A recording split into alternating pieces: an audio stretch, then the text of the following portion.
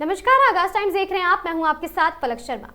कल लखनऊ के धृताक्षी संगीतशाला में संगीत और भक्ति का एक अद्भुत संगम देखने को मिला, जहां सुप्रसिद्ध कलाकार मुस्कान खत्री और सत्येंद्र आर के मार्गदर्शन में प्रस्तुत हुआ भव्य कार्यक्रम नमामि कृष्णम। इस सांस्कृतिक संध्या की सबसे खास बात ये रही कि प्रतिभागियों की विविधता, जहां मात्र 4 वर्ष के नन्हे बच्चों से लेकर पीएचडी कर रही छात्राओं तक ने अपने मनमोहक नृत्य प्रस्तुतियों से दर्शकों का मन भाव विभोर कर दिया।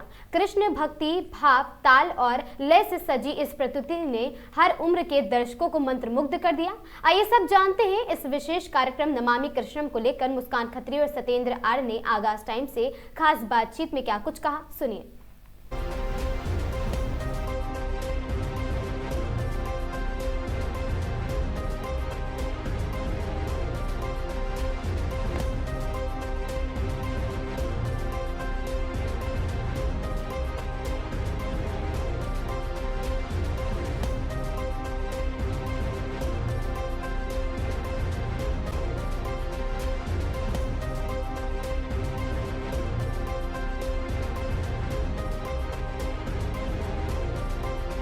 नमस्कार, मैं सुहानी सिंह। स्वागत है आपका आगाज टाइम में। और इस वक्त मैं मौजूद हूँ राजधानी लखनऊ की धृताक्षी संगीतशाला में। जी हाँ, और यहाँ आप कहते हैं कि भारत जो है एक सांस्कृतिक देश है और सदियों से यहाँ पे आपको बता दें कि संगीत और नृत्य का जो जुगलबंदी देखा जाता है। कहा जाता है कि संगीत और जो नृत्य है हमारे शरीर का एक अभिन्न अंग है। कहा जाता है कि एक पार्ट है, हमारे जिंदगी का एक पार्ट होता है संगीत और नृत्य। और उसी चीज़ को फिर से इस आधुनिक दुनिया में, एक डिजिटल दुनिया में जो है सत्येंद्र आर्या जी और मुस्कान खत्री जी जिस तरह से जो छोटे बच्चियों से लेकर बता दें कि 4 साल की बच्ची से लेकर जो पीएचडी कर रही हैं, जी हाँ, लखनऊ यूनिवर्सिटी में, उनको उन्होंने जिस तरह से मंच दिया है, एक नई पहल की है, बहुत ही सराहनीय। वो हमारे साथ मौजूद है, आइए उनसे बात करते हैं। सत्येंद्र आर्या जी, आपने एक 4 साल की बच्ची से लेके पीएचडी जो कर रही है लड़की, उनको आपने संगीत और जिस तरह से कहा जाए कि नृत्य में पिरोया है, एक नया एक पहल दी है, क्या कहेंगे? मैम, इसके लिए मैं सबसे पहले तो भगवान का धन्यवाद कहूँगा। और हम लोगों का एक कोशिश रहता है कि हम लोग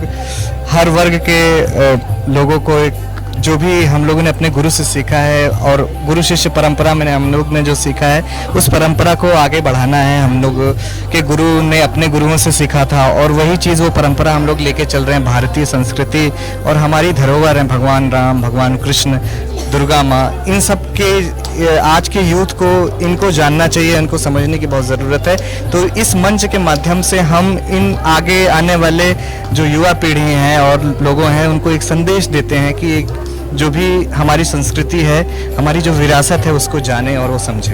सत्येंद्र जी, क्या आपको भी लगता है कि डिजिटल दुनिया में जैसे जैसे दुनिया डिजिटल की तरफ बढ़ रही है, जो हमारे पीछे की जो संस्कृति है, क्या वो बच्चे भूलते जा रहे हैं? इसलिए आप ये मंच या नई पहल आप? जी ज़रूर, थोड़ा सा इन सब चीज़ों में आने वाली जो पीढ़ी है, ये डिजिटल दुनिया और मोबाइल और बहुत सारी चीज़ों में इतना ज़्यादा उलझ गया है कि जो हमारी विरासत है, जो हमारी संस्कृति है, उसको लोग धीरे धीरे भूलते जा रहे हैं। तो लोगों को हम लोग एक तरीके से जागरूक कर रहे हैं कि ये हमारा जो भी सभ्यता है, संस्कृति है, इसको कभी भी हम अपने बीच से ना खोने दें, इसको हमेशा कायम रखें और इससे संस्कार और चीज़ों में बहुत ज़्यादा उन्नति होगी। मैम, आपके भी गुरु यहाँ पे मौजूद थे, आप कह रहे थे कितने सालों से आप संगीत सीखते हुए आ रहे हैं। तो जिस तरह से संगीत की अगर बात की जाए तो आजकल लोग, मतलब जो बच्चे हैं, जो जनरेशन के हैं, कैसे उसको देखते हैं संगीत को? संगीत को लेके आजकल बहुत ही ज़्यादा आप लोग भी सुनते होंगे कि बहुत सारी चीज़ें फास्ट हो गई हैं। अब सुर नहीं रहा, शोर हो गया है। तो हम लोग सुर को फिर से ले आने की कोशिश कर रहे हैं और हम चाहते हैं कि आने वाली पीढ़ी जो असली संगीत है उसको समझे, आज के दौड़ भाग वाली संगीत को ना अपनाए, क्योंकि जो पुराना है वो हमेशा जीवित रहेगा और जो आज की चीज़ें हैं वो 2, 4, 10 दिन में गायब हो जाती हैं। अगर बात करें आपने श्री कृष्ण के जन्म से लेकर उनके प्यार, उनकी दोस्ती, सब आपने देखा है। क्या लगता है कि आज की जनरेशन को कितना फॉलो करते हैं, उनके उपदेश को कितना मानते हैं? जैसे हम लोग ही जो है कितना अपने जीवन में उसको लेकर, आपके जीवन में क्या सुधार आया है कृष्ण के जो उपदेश हैं उसको? जैसा कि मैं एक आपको बताना चाहता हूँ कि ज़्यादातर भगवान कृष्ण की लीला अगर दिखाई जाती है तो नटखट, माखन चोरी या रासलीला तक ही लोग समझते हैं, लेकिन भगवान कृष्ण ने बहुत सारे रोल, बहुत सारे संदेश दिए हैं, जिसमें प्रमुख रोल था कि महाभारत, और जैसा कि मित्रता का भी उन्होंने एक मिसाल कायम किया था सुदामा के साथ। तो हमको भगवान श्री कृष्ण के जीवन से बहुत सारी चीज़ें सीखने को मिल सकती हैं, केवल नटखट और रासलीला ही नहीं। वो एक पार्ट था, वो भी बहुत अच्छा पार्ट है, बट एक पार्ट ये भी है कि भगवान ने अलग अलग समय में उन्होंने अलग अलग अपने कर्तव्य को भी दिखाया कि नहीं, मैं बहुत सारी चीज़ों का संदेश देने आया हूँ दुनिया को, और इस दुनिया इन सारी चीज़ों को समझे और उसको सुने। लोग बैठ के देख रहे थे जिस तरह से आपने पूरी प्रस्तुति कराई है अपने बच्चों को, जिस तरह से आपने सिखाया, उसे देखकर सबको ऐसे भाव विभोर हो गया था। लेकिन अब जो ये मंच आपने दिया है, इसके बाद अब कहाँ मंच देने वाले हैं, किन लड़कों को सिखाना चाह रहे हैं और किसको एक नई पहल के रूप में लेना चाह रहे हैं? बस हमारी एक कोशिश है कि इसी तरीके से हम लोग एक ना एक दिन और अब भी अच्छा हम लोग मंच देंगे बच्चों को, क्योंकि बच्चों से ही हम हैं, हमारी भी पहचान बच्चों से ही है। और इन्हीं में से कुछ बच्चे आगे चल के बहुत अच्छा नाम करें, और जब वो नाम करेंगे तो हमारा भी नाम होगा और हमारे पूरे प्रदेश का नाम होगा, अपने माता पिता का नाम होगा, सबका नाम होगा। इसलिए हम चाहते हैं कि ऐसे आए दिन हम कोशिश करते रहेंगे कि बच्चों को बड़े से बड़ा मंच, क्योंकि ईश्वर ने हमको भी बहुत बड़ा बड़ा मंच दिया है, तो हम चाहते हैं कि हमारे बच्चे भी, उनको भी बहुत बड़े बड़े मंच मिले। Thank you. तो इसके साथ ही हमारे साथ मुस्कान खत्री जी भी मौजूद हैं। आप मैम बहुत प्यारी लग रही है। First of all thank you so much, thank you. आपने जिस तरह से इन बच्चियों को 4 साल से बच्चियों को लेकर पीएचडी जो कर रही है उनको अपनी जिस तरह से शिक्षा दी है, वो सच में मैम बहुत सराहनीय है। आपकी मैडम भी प्राउड कर रही थी। तो जिस तरह से आप ये नृत्य सीख रही हैं, आजकल के जो जनरेशन के बच्चे हैं उनको आप ये ज्ञान दे रही हैं, कैसे हो पाता है मैम इतना कर? मैम पहली बात तो सबसे बड़ा आशीर्वाद होता है माता सरस्वती जी का, वो हमारे ऊपर बना है। और जो हमने सीखा है, जो हमारे गुरुओं ने हमें सिखाया है, वही हम कोशिश कर रहे हैं कि हमारे बच्चों तक भी वही प्रथा पहुँचे और एक सही माध्यम से पहुँचे, एक सही तरीके से पहुँचे। और इसको सफल कराने में बच्चों का भी बहुत बड़ा सहयोग रहता है। बच्चे हमारे बहुत अच्छे हैं, बहुत प्यारे, बहुत समझदार हैं, चीज़ों को बहुत अच्छे से समझते हैं, बारीकियाँ समझते हैं, और मैं बहुत ब्लेस्ड हूँ ऐसे बच्चे पा करके। क्या लगता है आजकल के जो बच्चे हैं वो जितना गाने, जैसे वो आजकल के जो फिल्मी गाने आ रहे हैं, क्या वो हमारे पिछले जो सांस्कृतिक जो विरासत है उधर बढ़ रहे हैं, उधर क्या दिलचस्पी दिखा रहे हैं? आपको कैसा लग रहा है? कुछ बच्चे वाकई ऐसे हैं जो अपनी रूट से कनेक्टेड हैं, जिनको आज भी अगर मैं श्री कृष्ण का 50 मिनट का प्रोग्राम कराऊं तो वो करने को तैयार हैं और बहुत इंटरेस्ट के साथ है।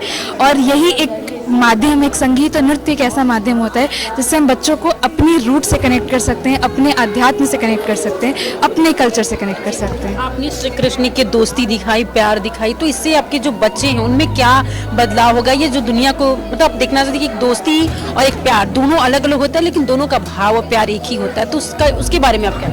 अगर हम दोस्ती की बात करें तो सुदामा और कृष्ण जैसी दोस्ती हमें कहीं देखने को नहीं मिलेगी। आपको लगता है कि आजकल मिलता है वैसे दोस्ती? नहीं, ये दोस्ती आपको आज नहीं मिलेगी। ये दोस्ती केवल श्री कृष्ण और सुदामा में ही हो सकती थी, जिन्होंने कुछ नहीं देखा और सुदामा को अपनी राजगद्दी पे बैठाया। जो सुदामा एकदम एक बहुत छोटी कुटिया से आते थे, उनको इतना सम्मान दिया कि उनको इतने ऊंचे पद पर बैठाया। आजकल बहुत मुश्किल से ऐसे दोस्त मिलेंगे। लाइफ में कोई ऐसा है दोस्त? बिल्कुल है। मैंने उस दोस्त का सम्मान भी हुआ है आज। नव्या वधावन नाम है उसका। उसने बहुत हमारी हेल्प करी बैक स्टेज चीज़ों को मैनेज करने में। और ऐसे ये मेरी बचपन की दोस्त हैं, जब मैं 5 साल की थी तब से ही मेरे साथ है, और बहुत अभी तक ये मेरी दोस्ती वैसी ही बरकरार रही है। जिस तरह से आपने ये नामकरण किया है, कुछ सोच के कि हाँ संगीत का एक सत्य होता है, एक शुद्ध संगीत के रूप में माना जाता है, तो आगे अब इसका परफॉर्मेंस कहाँ करवाना चाहिए, कहाँ इसका प्रस्तुति करवाएं? यहाँ जहाँ तक है हम 31 दिसंबर को यूपी प्रेस क्लब में करवाएंगे। और हमारा नेक्स्ट ईयर लखनऊ यूनिवर्सिटी के कुछ प्रोग्राम्स लाइंड अप हैं, हम उसमें बच्चों की प्रस्तुति कराएंगे। जो मंच हमें मिला है, हम वही सेम मंच अपने बच्चों को और बल्कि और अच्छे लेवल पर देने की पूरी कोशिश कर रहे हैं। Thank you.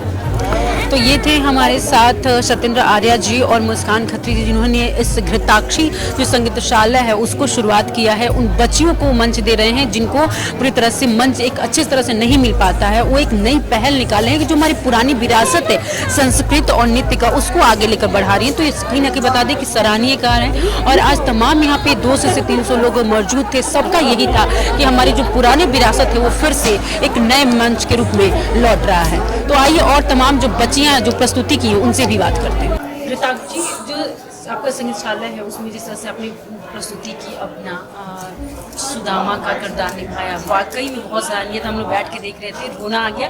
लेकिन जिस तरह से आपने जो एक्टिंग करा है अपनी इतनी कम उम्र में, क्या आपने कहीं से इसका प्रशिक्षण लिया है? किसी जी, मेरे पापा ने इसमें मेरा बहुत प्रोत्साहन मुझे दिया है। मैं बचपन से ही, पापा को लगता था मैं एक्टर बन सकता हूँ, तो उन्होंने बहुत परिश्रम किया मेरे साथ। मेरे मम्मी पापा बहुत मेरे साथ लगे रहे, बहुत सपोर्ट मिला उनकी तरफ से। तो मैंने काफ़ी टीवी शोज़ जैसे एनटीवी पे मैंने सीरियल किया हुआ है, वेब सीरीज़ करी हुई है कुछ, मैंने फिल्म्स भी करी हुई हैं। तो मंच अभी मिल रहा है बड़े क्योंकि जिस तरह से आपने किया, वाकई में सब लोग की आपकी एक्टिंग से जिस तरह से भाव विभोर हो गए हैं, तो उससे कहा जाए कि एक्टिंग तो क्या आगे भी आपको इस करना है, इसी फील्ड में जाना? जी, मेरा इसी फील्ड में जाने का मन है और मुझे पूरा सपोर्ट भी मिल रहा है मेरे फैमिली की? जी, पूरा सपोर्ट मिल रहा है और बहुत अच्छा लगा आपको इस एक्टिंग को करने में? जी, प्रैक्टिस तो इसकी बहुत ही कम दिन बचे थे, बिल्कुल डेडलाइन आखिरी के 6-7 दिनों में ये पूरी प्रैक्टिस हुई है। मुझे नवंबर में मुझे सत्येंद्र सर और मुस्कान मैम ने मुझे बताया था कि आपको सुदामा के रोल के लिए हम ले रहे हैं, तो मैं बहुत प्रसन्न था, मैं भी इस चीज़ के लिए। और मैंने यही सोचा था कि मैं जितना अपनी तरफ से इस रोल में अपना प्रदर्शन कर सकता हूँ, जितनी अच्छी तरीके से कर सकता हूँ, उतना अच्छा रहेगा। मेरे मम्मी पापा ने मुझे बचपन से रामायण महाभारत घर पे बचपन से दिखाई है, तो मुझे उसमें मैंने पूरी फील डालने की कोशिश करी। कहा जा रहा है कि आज जिस तरह से जेनजी जनरेशन है वो बिल्कुल जो पीछे वाली जो विरासत है वो भूल चुकी है, लेकिन आपको देख के ये लग रहा है कि नहीं, आज भी जीवित है और आज भी जनरेशन के लोग हैं वो जानना चाहते हैं। ये सही है? आपके दोस्त क्या लगता है कि ये चीज़ों से प्रभावित होते हैं? जी, रामायण महाभारत से? जी, बहुत। वही मेरे पापा कहते हैं कि अगर हर कोई अपने परिवार में बचपन से ही महाभारत और रामायण ऐसे दिखाएंगे तो सब बच्चों में ये चीज़ आ जाएगी। और आप जिस तरह से श्री कृष्ण के उपदेशों को बता रहे थे, वो एक बहुत ही सराहनीय था और सब आपकी तारीफ करें। क्या लगता है आपके जीवन में जो श्री कृष्ण के उपदेश है उसे कितना बदलाव है?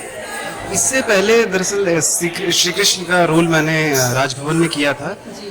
जैसे कि मैं एनसीसी का भी एक कैडेट हूँ, यूनिवर्सिटी ऑफ लखनऊ में पढ़ाई कर रहा हूँ, मेरा आखिरी साल है। और तब फरवरी चल रहा था जब मैंने कृष्ण जी का रोल किया था, और उसके बाद से मेरे जीवन में बहुत बदलाव आया। सारे जो क्या कहते हैं, जो लोग जो ज़्यादा सपोर्ट नहीं करते तो अपने आप हटने लगे और मेरे सामने एक साफ रास्ता आ रहा था, मैं उसी को करता हूँ। जैसे कि कृष्ण जी कहते हैं कि कर्मण्य वादिका, हाँ भाई, कि अपना कर्म करते रहो और फल की चिंता मत करो। मैं बस वही अपना कर्म कर रहा हूँ, और जब मैं एक्ट करता हूँ तो मतलब मैं एकदम उसी धुन में खो जाता हूँ। तो बस ये कृपा है, और घर में बहुत मेरे माता पिता, मेरे भाई बहन दोनों, सब घर में सबसे छोटा हूँ, तो इसलिए कृष्ण जी जैसे थोड़ा नटखट भी हूँ, और घर से भी बहुत सपोर्ट है, और मतलब एज अ हॉबी मैं कर रहा हूँ इसको। समाज को क्या, जो श्री कृष्ण का उपदेश है उसमें समाज को क्या बदलाव होना चाहिए, किन उनके उपदेशों को ग्रहण करना चाहिए? जिस तरह से हमारा आजकल का जनरेशन चल रहा है, कहीं ना कहीं डिजिटल दुनिया है, लोग उतना विरासत की तरफ, जो पुरानी हमारी संस्कृति उधर नहीं बढ़ रहे हैं, आपको क्या उसमें बदलाव लाना चाहिए? आपका क्या? देखिए, समाज में बदलाव सिर्फ तभी संभव है जब संस्कार आपके अच्छे होंगे। जब माता पिता बचपन से ही संस्कार अच्छे रखेंगे, तब समाज में चाहे जितने भी पड़ाव आ जाएं, जितनी भी रुकावटें आ जाएं, जितने भी डिस्ट्रैक्शन आ जाएं, वो कोई नहीं काम आएगा, क्योंकि आपके संस्कार अच्छे होंगे।